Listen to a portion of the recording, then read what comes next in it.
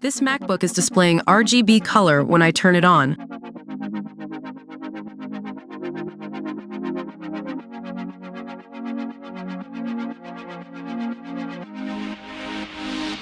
I checked it and found out that this laptop has water spills.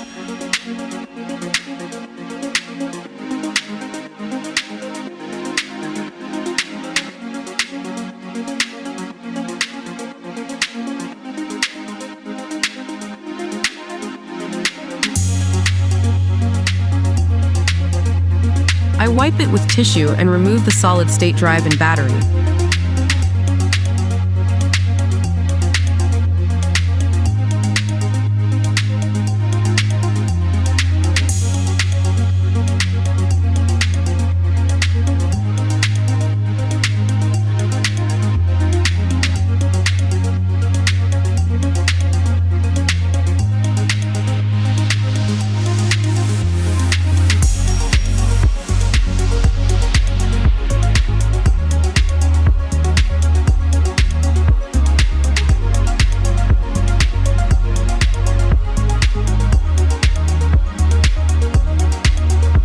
Put in the sunlight to dry for 30 minutes.